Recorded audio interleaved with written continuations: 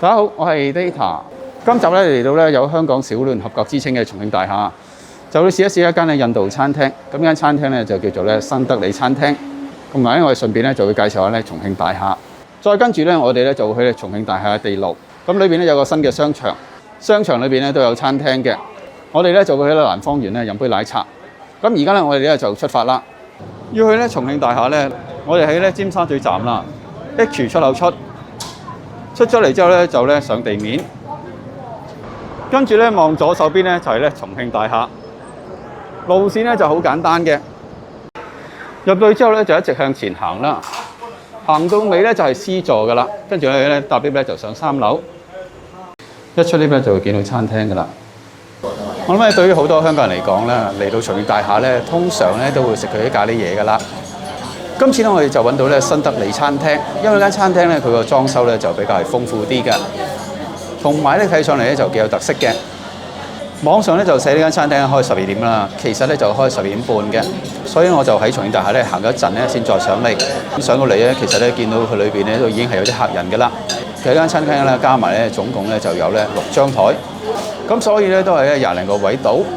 後期咧我發現餐廳咧其實咧佢仲有個空間㗎，不過個空間咧就暫時咧冇開，所以我就拍唔到裏邊嘅環境。咁餐廳裏邊嘅裝修咧就真係相當特別下。特別咧，佢燈光咧就好少餐廳用呢咁嘅顏色嘅。另外餐台咧設計咧都幾得意嘅。工作人員嘅態度咧，我覺得咧就有少少酷㗎。咁所以咧，大家溝通嘅時候咧就有少少困難。而家咧我哋睇我餐牌啦，因為咧燈光咧就麻麻地啊，所以咧影個餐牌嘅時候咧影得咧就唔係話好清楚。咁第一類咧就係嗰啲小食啊配菜嘅，跟住咧有啲咧印度燒烤。香燒春雞髀咧就最平啦，45蚊。最貴咧就鐵板羊扒。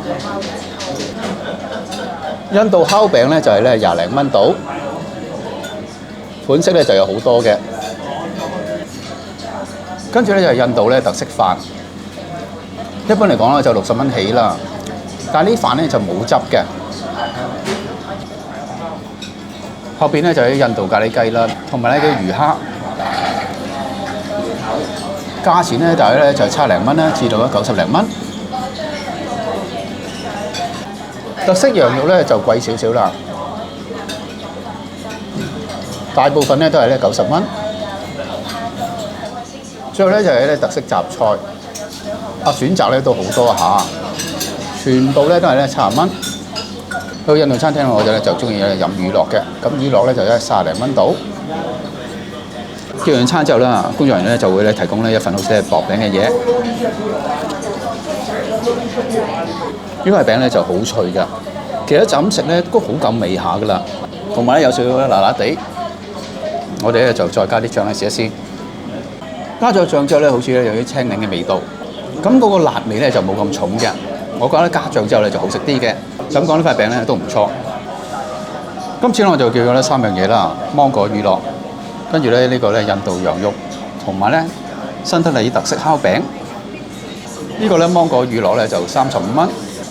咁其實呢個杯咧都幾高下，不過咧就比較窄身啲。呢杯咧芒果乳酪咧都幾好飲嘅喎，佢濃度咧就會比較高啲嘅。佢味道咧就係啲芒果味啦，再加啲芝士味道，飲落唔錯喎。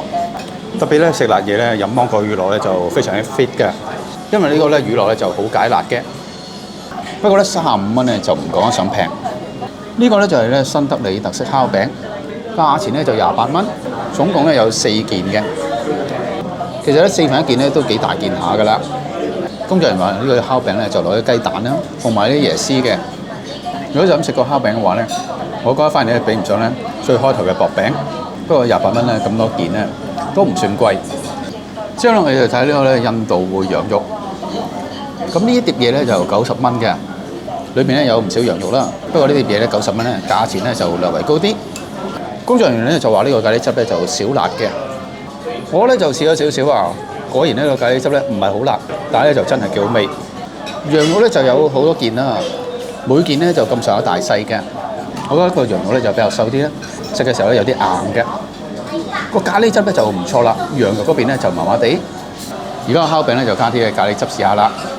我相信因為個咖喱汁咧就好味啦，而且咧烤餅咧同咖喱汁咧就好夾㗎。咁樣食嘅味道咧，即刻咧就升晒 level。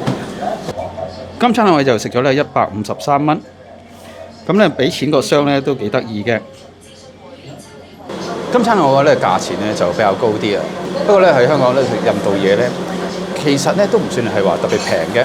而呢間餐廳嘅食物咧就有佢自己特色，味道咧都幾好，而且咧嚟到咧重慶大廈啦，難免咧要翻餐咧咖喱嘅。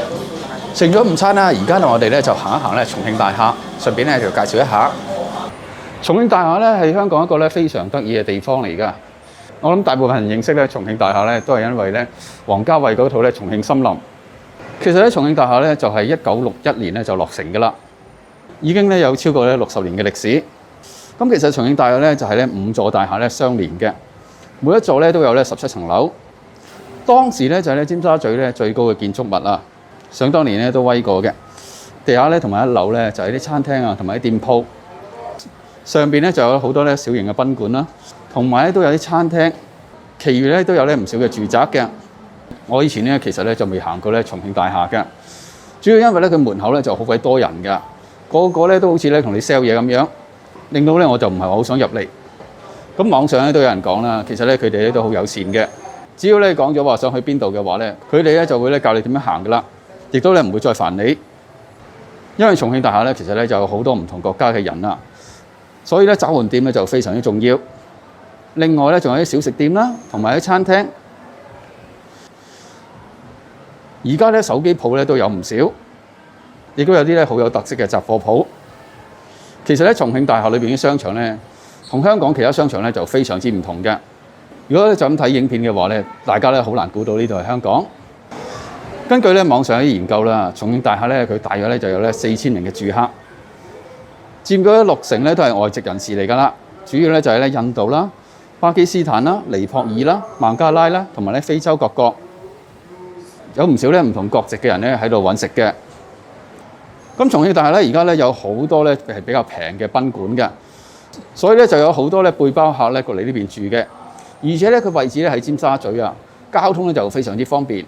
咁雖然重慶大廈咧都唔算話好大啦，但係聽講咧就有咧130個咧唔同國籍嘅人士喺裏邊，所以咧就有呢個小聯合國之稱。因為重慶大廈咧咁特別啦，所以咧好多遊客嚟到香港嘅話咧，都會咧專登過嚟重慶大廈咧睇一睇嘅，順便咧好似我咁樣啦，去食一餐咧咖喱餐。我哋咧睇咗咧重慶大廈咧傳統嘅一面啦，而家咧就去睇咧佢新嘅一面啦。重慶大廈咧個地牢商場咧其實咧就開咗咧唔係話好耐。裏邊環境咧同樓上咧就完全唔同嘅，感覺咧就現代化好多。不過可能因為咧新開冇耐啦，所以裏邊咧就唔係話有好多餐廳，大部分咧都係咧空置啦，或者係咧裝修緊。我哋今次咧就去試咧蘭芳園。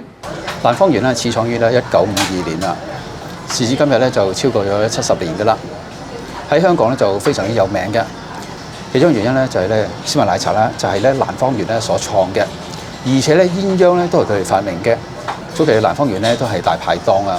不過咧而家嘅分店咧全部咧喺晒商場裏邊嘅啦，但係咧佢嘅裝修咧仍然都攞翻咧少少啲大排檔嘅元素，而且喺地下咧都用翻咧好舊式嘅花紋。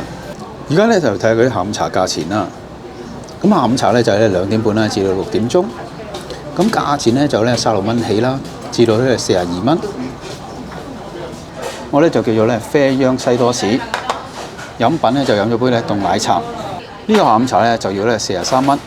嚟到蘭芳園咧飲奶茶咧就相當正路啦。